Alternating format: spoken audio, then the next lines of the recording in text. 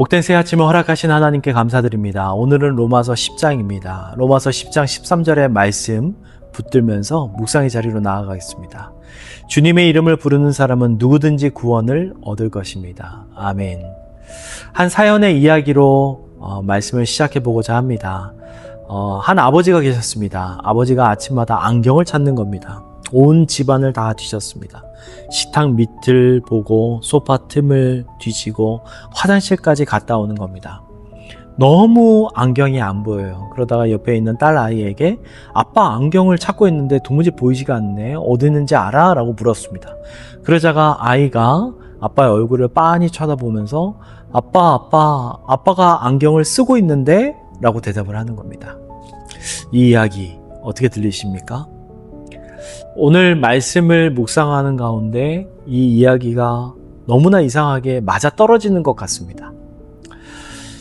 오늘 본문은 교회를 무언가 오래 다니신 분들보다 처음 신앙생활을 시작하시는 분들에게 말씀드리고 싶은 이야기이기도 합니다. 몇 구절의 말씀을 좀 더 읽어보겠습니다. 로마서 10장 6절인데요. 너는 마음속으로 누가 하늘에 올라갈 것이냐 하고 말하지 말아라. 7절. 또 누가 지옥에 내려갈 것이냐 하고 말하지도 말아라. 8절입니다. 그러면 그것은 무엇을 뜻합니까?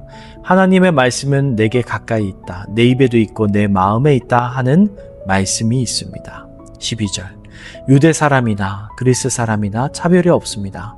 그는 모든 사람에게 똑같이 주님이 되어주시고 그를 부르는 모든 사람에게 풍성한 은혜를 내려주십니다. 주님의 이름을 부르는 사람은 누구든지 구원을 얻을 것입니다. 마지막 21절입니다. 복종하지 않고 거역하는 백성에게 나는 온종일 내 손을 내밀었다. 아멘. 먼저 6절과 7절의 말씀을 가만히 보면 좀 어렵게 들리실 수도 있습니다. 무언가 하늘이라는 단어가 나오고 지옥도 나오고 그리고 세번역 성경을 보시면 괄호 안에 설명도 이렇게 붙어 있죠. 한번 이 말씀을 이렇게 설명드리고 싶습니다. 누가 하늘에 올라갈 것이냐 하지 말라는 겁니다. 왜 그럴까요? 하늘에 올라가서 무엇을 할 수 있는가? 뭔가 그리스도를 데려오려는 것인가? 그런데 그분은 이미 내려오셨다라는 거예요. 그러니 내가 올라가서 무언가 모셔오겠다라는 것은 이미 오신 분을 아직도 안 오신 분으로 만들어버리는 일이다라는 겁니다. 마찬가지로 누가 지옥으로 내려갈 것도 동일한 비유, 동일한 말씀이라는 것이죠. 그분은 이미 살아나셨다라는 겁니다. 그래서 정리해보면 이렇습니다. 위로 올라갈 필요도 없고 아래로 내려갈 필요도 없다라는 겁니다. 이미 그분이 다 하셨습니다. 이 말이 너무나 대단한 말입니다. 세상의 거의 모든 종교는 올라가는 이야기이죠. 더 수행해야 되고 더 정진해야 되며 더 내가 깨끗해져서 위로 올라가야 됩니다. 마치 내 눈앞에 사다리가 있어서 그 사다리를 한 칸 한 칸씩 잡고 올라가야 할 것 같습니다. 그런데 그 사다리 중턱을 가만히 위를 보면 안개가 뿌옇게 흐려져 있는 겁니다. 어떻게 얼마나 더 올라가야 되는지 끝이 보이지가 않더라라는 거예요. 오늘 성경은 말합니다. 올라가지 말라. 이미 그분이 내려오셨다.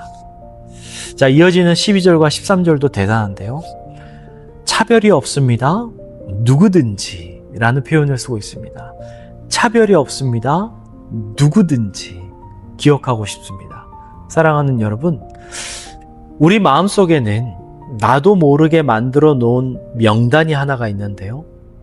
그 명단에는 이렇게 쓰여져 있더라는 겁니다. 저 사람은 안 되겠네. 저 사람은 어렵겠네. 라고 하는 명단입니다. 너무 오래 굳어진 사람, 상처가 너무 깊은 사람, 화가 너무나 많은 사람, 고집불통인 사람, 이미 다 가져서 아쉬울 게 없는 사람, 저희는요 조용히 그 이름들을 지우고 있다라는 겁니다. 뭔가 겉으로는 안 그런 척하지만 조용히 지우고 있죠. 12절은요 그 명단을 찢어버리는 겁니다. 그리고 여기서 조금 조심스럽게 이 말씀을 마주하게 되는데요. 혹시 그 지워진 명단에 나의 이름을 올려놓은 분이 계실지 모르겠습니다. 나는 뭘 해도 안 돼. 나는 너무 늦었어. 나는 너무 많이 망가졌어. 물들었어. 내가 무슨 낯짝으로, 무슨 얼굴로 나 같은 사람은 할 수 없어. 자, 이 말은요, 사실 겸손하게 들리는 것 같지만 사실이 아니죠. 그건 하나님이 하신 말씀이 아니라 내가 나 자신에게 말하더라는 겁니다.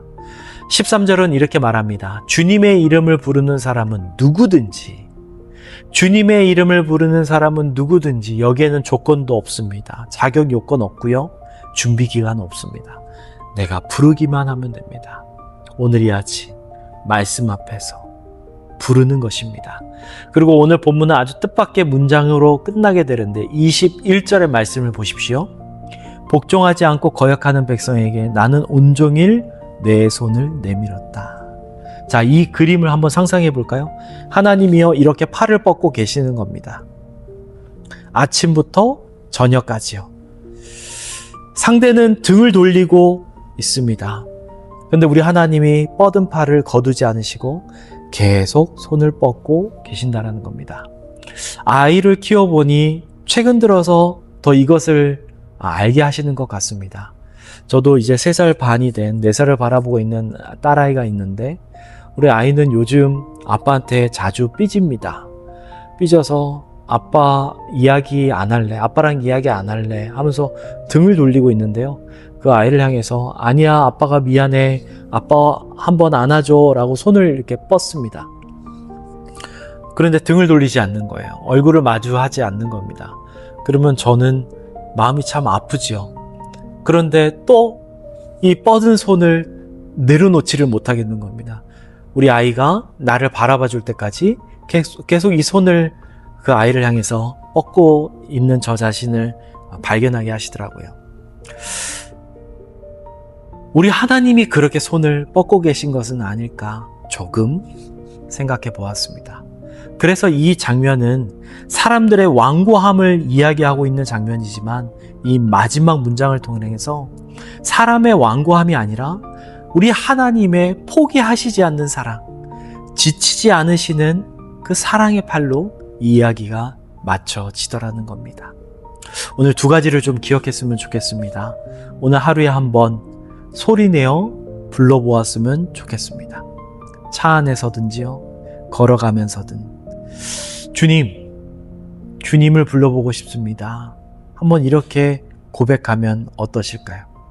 2번째는 내 마음속의 명단에서 지웠던 그 이름 하나를 다시 한 번 더 써 내려갔으면 좋겠습니다. 내가 무언가 설득하는 것이 아니라 그 사람의 이름을 다시 쓰고 다시 그 사람을 위해 기도할 수 있는 오늘 하루를 살아내었으면 좋겠습니다.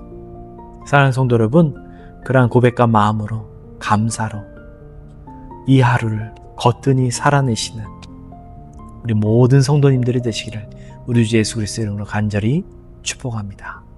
기도하겠습니다. 사랑의 주님, 주님께서 이미 내려오셨습니다. 우리가 무언가를 쌓느라 바빠서 우리 옆에 너무나 가까이 오신 주님의 음성을 못 듣는 일이 없기를 원합니다. 우리의 마음속의 명단에서 지워졌던 이름을 다시 써내려가며 혹시 그 이름 명단에 내 이름이 있다면 누구든지 나를 부르는 자를 하신 그 말씀 안에서 나도 그 안에 있음을 알게 하여 주시옵소서. 오늘 하루 다시 한 번 더 주님의 이름을 소리내어 부르게 하시고 그 부름에 성령 하나님 함께 하시고 응답하여 주시옵소서. 감사드리며 사랑의 우리 구주 예수 그리스도 이름으로 간절히 기도합니다. 아멘. 은혜로 따뜻하게 진리로 시원하게 오늘도 화이팅입니다.